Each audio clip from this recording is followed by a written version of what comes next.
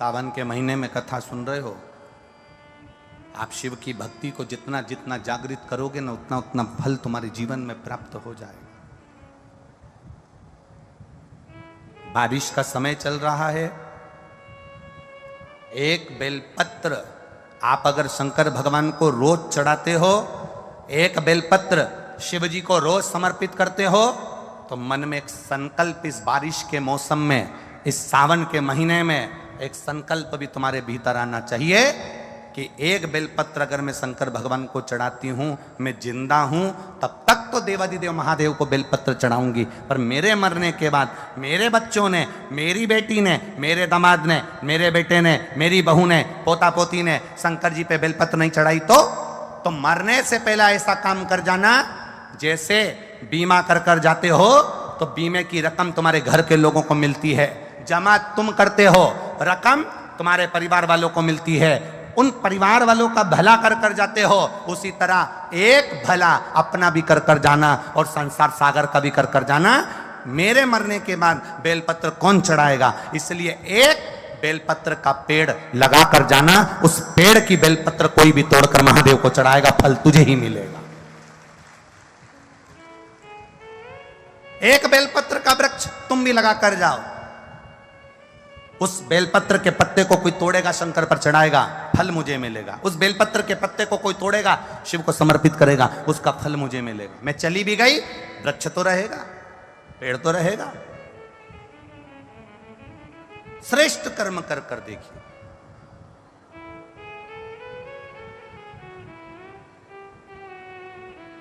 और जब श्रेष्ठ कर्म हम करेंगे तो उसका सुख हमको मिलेगा, निश्चित प्राप्त होगा। ये जो पीठिका होती है, इस पीठिका में एक मिनट देखो, इसको इससे समझो। ये जो पीठिका है, ये पीठिका माता पार्वती जी का हस्त कमल है। इस पीठिका, ये भगवान शंकर का शिवलिंग हो गया। ऊपर से जो जलाधारी में से एक एक बूंद पानी नीचे टपकता है, वो भगवान शंकर की 5 बेटियां जया, विषहरा, श्यामली भारी, दौतली और देव। और इस पीठिका के सम्मुख में जहां से पानी नीचे गिरता है, जहां से ये जो भाग आगे जाके होता है, जहां से पानी नीचे गिरता है, इसके राइट में श्री गणेश जी, लेफ्ट में श्री कार्तिकेय जी और मध्य में एक मोटी सी, प्रत्येक शंकर के शिवलिंग की जलाधारी में एक मोटी सी बीच में एक लाइन होती है, मोटी सी। वो स्थान अशोक सुंदरी का होता है। वो स्थान अशोक सुंदरी का होता है, उसको अशोक सुंदरी का स्थान।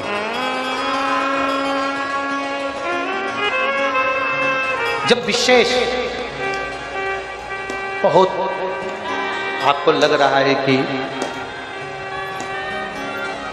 ये कार्य होने वाला नहीं है, और विशेष अगर कोई कार्य, और बहुत समय अगर आपके निकल भी गए हो, बहुत समय आपका लग गया और वो कार्य नहीं हो रहा, 5 बेलपत्र अशोक सुंदरी वाली जगह पर जब आप चढ़ाएंगे तो ये डंडी का जो भाग है, ये डंडी का भाग जहां से पानी बहता है, जहां से जल बहता है, उस स्थान की ओर इस डंडी के भाग को रखेंगे। 5 बेलपत्र, एक बेलपत्र जब डंडी का भाग हमने इधर कर दिया, थोड़ा समझ लें अच्छे से, जैसे ये जलाधारी समझ लो, एक बेलपत्र अपन ने रखी, डंडी का भाग जहां से जल बह रहा है उस ओर है। दूसरी बेलपत्र हमने उठाई और दूसरी बेलपत्र की डंडी को मध्य भाग की पत्ती पर, दूसरे नंबर की पत्ती है, मध्य बीच वाली पत्ती है उस पर, तीसरी बेलपत्र को फिर बीच वाली पत्ती पर। इस तरह से 5 बेलपत्र हमें देवादिदेव महादेव को समर्पित करना चाहिए।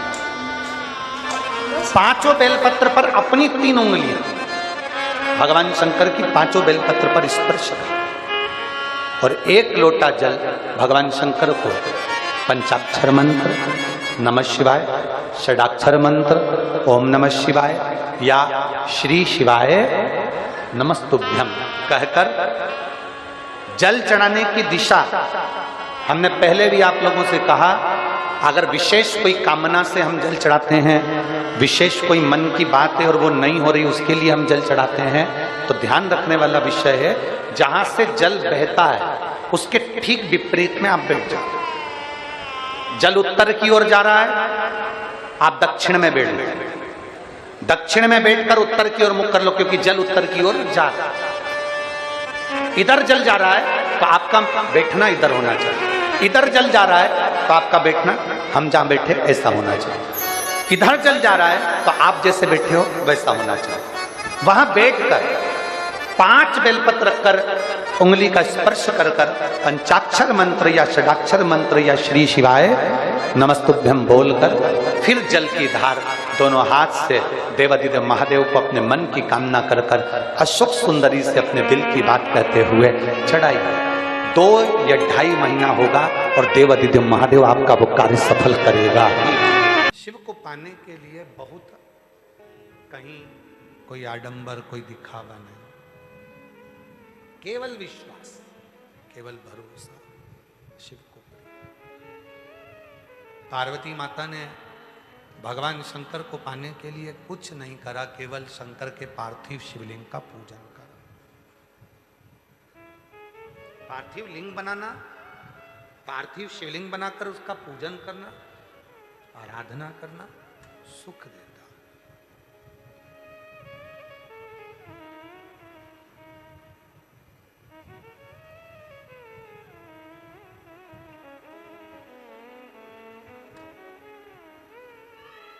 जैसे शिव जी का एक नाम है ब्रह्मेश्वर महादेव।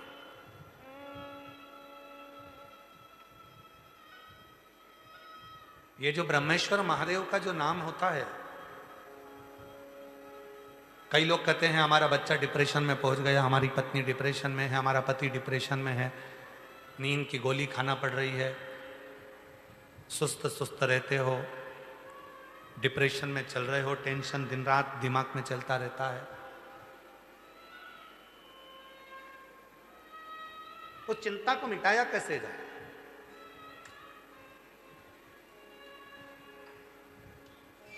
सात बेलपत्र भगवान शंकर के शिवलिंग पर चढ़ाकर सावन के महीने में 2 लोटा जल शंकर भगवान को, आप लोगों को मालूम है ना, सारे समय पर 1 लोटा जल और सावन में 2 लोटा जल। सावन के महीने में 2 लोटा जल शिव जी को चढ़ाया। और अगर चिंता ज़्यादा है, टेंशन ज़्यादा है, डिप्रेशन चल रहा है, गोलियों पर गोलियां खाना पड़ रही है, बीपी की गोलियां बार बार खाना पड़ रही है, तो ब्रह्मेश्वर महादेव का नाम लेकर शिव पर 7 बेलपत्र चढ़ाकर, और अगर 7 ना हो तो 5, 5 ना हो तो 3 बेलपत्र शिव को चढ़ाकर दोनों हाथों के लोटे का जल धीरे धीरे शिव जी पर चढ़ाएं, और उसी में से थोड़ा सा जल लेकर जो बहुत टेंशन में हो, डिप्रेशन में हो, चिंता में हो, उसको उस जल का आचमन कराना प्रारंभ करो। 3 से 4 दिन के अंदर वो डिप्रेशन से बाहर निकलेगा, अपने कार्य में रुचि रखेगा और उसको प्रसन्न करेगा। ब्रह्मेश्वर महादेव, बोलो कौन से महादेव? ब्रह्मेश्वर। बोलो ब्रह्मेश्वर महादेव की। पार्थिव शिवलिंग के निर्माण को माता पार्वती जी ने किया और उसका फल मां जगत जननी जगदम्बा अंबा को प्राप्त। पार्थिव पार्थिव पूजन कभी भी खाली नहीं जाता, कभी खाली नहीं जाता। पार्थिव पूजन अगर किसी ने करी है तो खाली नहीं जाएगा। आप लोग 11 अगस्त को जो सावन की शिवरात्रि है, उस दिन जब आप शाम को 7 बजे पूजन करें, भले आपकी थाली में पूजन का सामान हो ना हो, केवल पार्थिव शिवलिंग बनाकर बैठ जाओ। जब हम जल चढ़ाएं, आप भी साथ में जल चढ़ाओ। धीरे धीरे बाबा को बस दिया लगाकर बैठ भी गए, कुछ भी नहीं है तो भी बेलपत्र पत्र चढ़ाकर अगर जल चढ़ाओगे साथ में, तो निश्चित है कि पार्थिव पूजन का फल तुमको प्राप्त जरूर है। किसी किसी के यहाँ आज भी सिंदूर नाक से भरा जाता है तो मांग के मध्य तक भरा जाता है। आज भी शिवजी ने जब मांग में सिंदूर दिया, वो सिंदूर नासिका पे आकर गिरा। नासिका।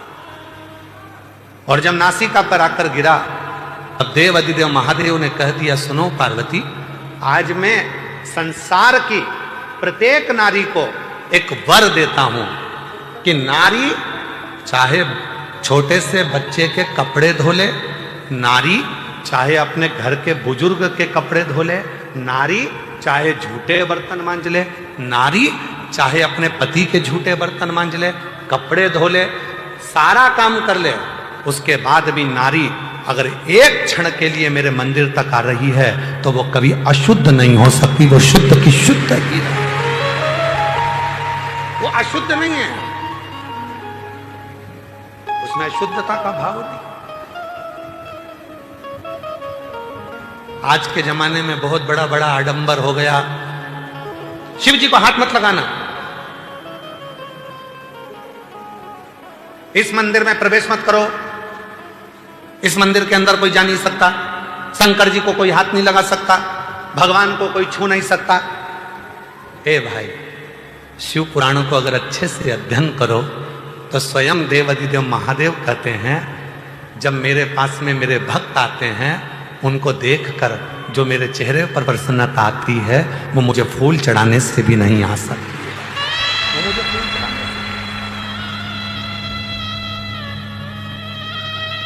से। ये तो अब जब मंदिर हो सारे के सारे शंकर जी के मंदिर में भक्तों का जाना चालू हो गया, तो अब लोगों ने थोड़ा सा ये क्रम चालू कर दिया, शाम को भगवान का श्रृंगार हो जाता है, हम जल नहीं चढ़ाने देंगे, शाम को शिव जी को पानी मत चढ़ाना, शाम को शंकर जी को जल मत चढ़ाना। ये अब चालू हुआ। पहले तो मेरा भोला बाबा पेड़ के नीचे बैठा है, होटले पर बैठा है, दरवाजा भी नहीं है, मंदिर भी नहीं है, खुले आसमान में बैठा है, रात दिन सुबह शाम जब तेरी मर्जी पड़े तब तेरे बाप के पास आ, तब तेरे शिव के पास आ, जब तेरा मन हो। एक पूजन आपको बताई थी, एक उपाय आप लोगों को बताया था, रात्रि के 9 बज के, जम के बोलो 9:15 वाला, वो ऐसा शस्त्र है, अब कई लोग उसका विरोध भी करे, सीवर वाले बाबा तो हर कुछ बता देते हैं, रात को 9:15 पे शंकर जी को जल चढ़वा रहे हैं। ए भाई, पेट दुखेगा ना तो बच्चा अपने पापा और मम्मी से ही कहेगा, बच्चे को दर्द होगा तो वो अपने माँ बाप से कहेगा, दरवाजा बजाएगा, पापा मम्मा आई, दरवाजा बजा। ये संसार का मनुष्य का बाप देव अधिदेव महादेव है, जब इसको दुख आएगा तो कहां जाएगा, किससे किससे कहे, किसको बोले।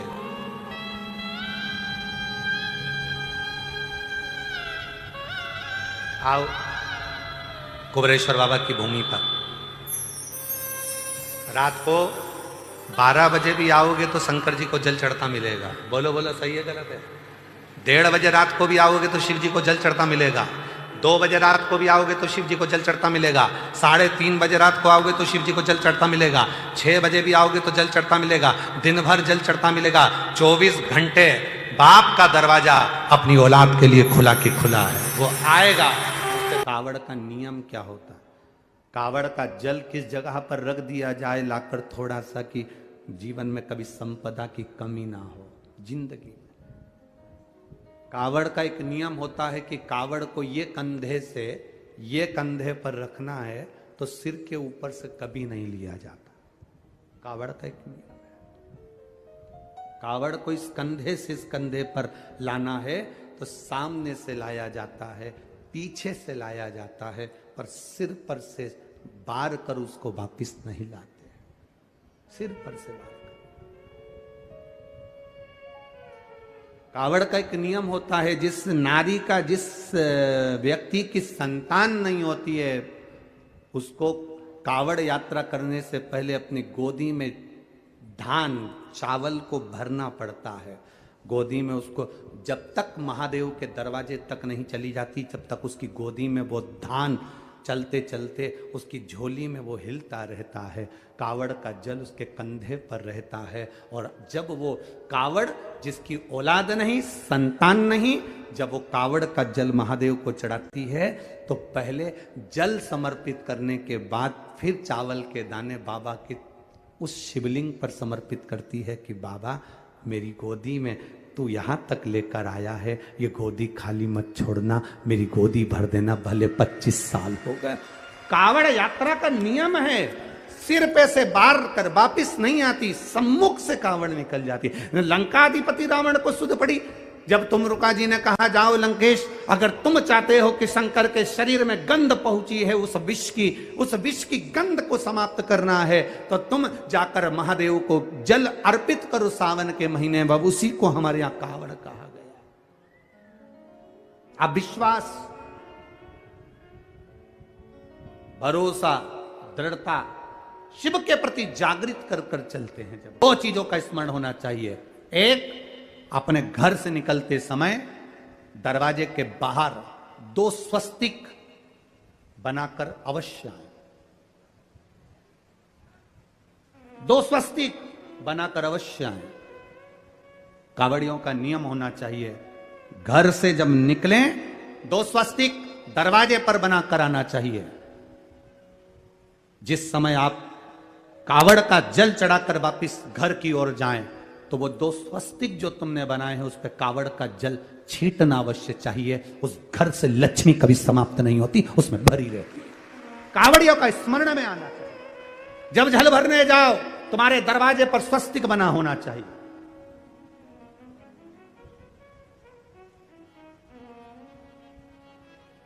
तुम्हारे दरवाजे पर 2 स्वस्तिक का स्मरण होना चाहिए। मेरा शिव, मेरे गोरा, मेरा गणेश, मेरी रिद्धि, मेरे सिद्धि, मेरे देव, नारायण, लक्ष्मी, राम, सीता, मेरे कृष्ण, मेरी राधा, सब वहीं पर विराजमान हो जाए, सर्वस्व वहीं।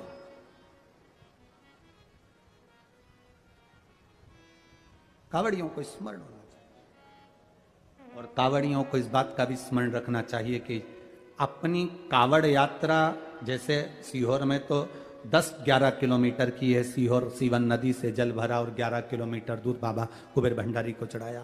आप सुल्तानगंज से भर रहे हो, हरिद्वार से भर रहे हो, आप प्रयागराज से भर रहे हो, जहां से भी आप जल भर रहे हो या अपने नजदीक से भर रहे हो, जितनी दूर तक कावड़ लेकर जा रहे हो उतनी दूर तक तुम्हारे मुख से व्यर्थ की बात ना निकलते हुए भगवान का नाम निकलना चाहिए।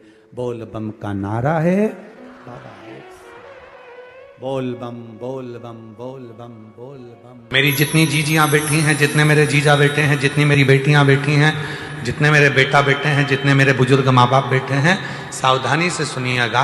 और जो आस्था चैनल पर, फेसबुक, यूट्यूब पर, सोशल मीडिया पर इस पवित्र कथा को सुन रहे हैं वो भी सावधानी से सुन।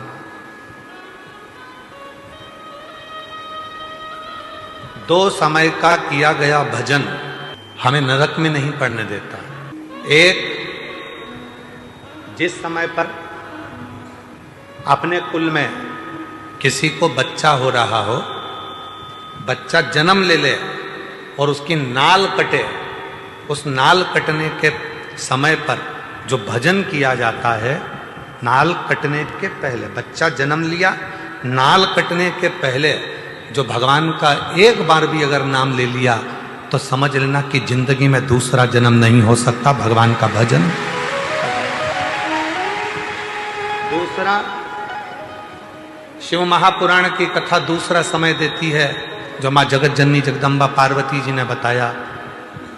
जिस समय पर संसार का मनुष्य अपने घर से जल लेकर, जैसे मां पार्वती जी नदी से जल भरकर, सरोवर से जल भरकर, बावड़ी से जल भरकर पार्थिव शिवलिंग का पूजन करने के लिए जाती थीं, जिस समय पर संसार का मनुष्य अपने घर से जल भरकर शंकर के मंदिर तक जाता है, जितनी देर उसके हाथ में कलश रखा रहता है पानी का, उतनी देर अगर उसके मुख से 2 बार भी शिव का नाम निकल जाता है तो फिर संसार में उसका जन्म नहीं होता, वो शिव का।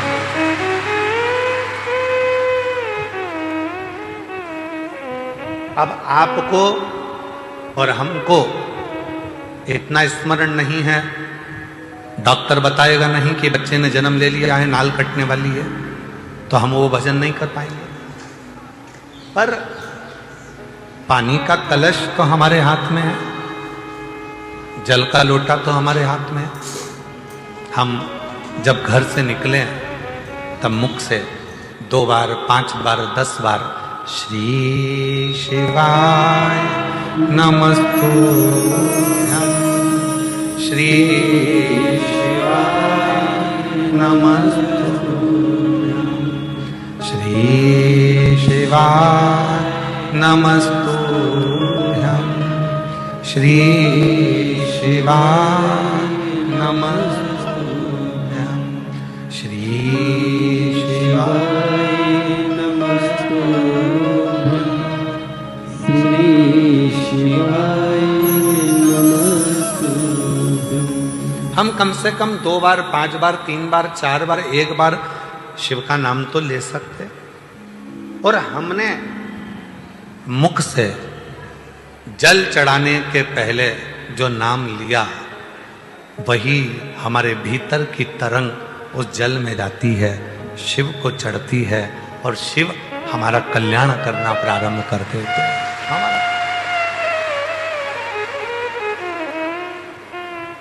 कितना सुंदर कहा है। शिव महापुराण के अंतर्गत वेद व्यास जी कहते हैं, जब जल चढ़ाने के लिए शिव के मंदिर जाओ, घर का पूरा काम कर लो, बच्चों को स्कूल भेज दो, पति का टिफिन बना दो, बुजुर्ग माँ बाप की सेवा कर लो, बुजुर्ग माता पिता को दवाई देना है तो दवाई दो, भोजन देना है तो भोजन दो, पूरा घर का काम निपटा लो, झाड़ू पोछा भी लगा लो, बर्तन भी मांज लो। और जिस समय 24 घंटे में से भी अगर 1 मिनट तुम्हें दिखे कि ये मेरा 1-1.5 मिनट खाली है, उस समय पर 1 लोटा जल भरो और शंकर के पास पहुंच।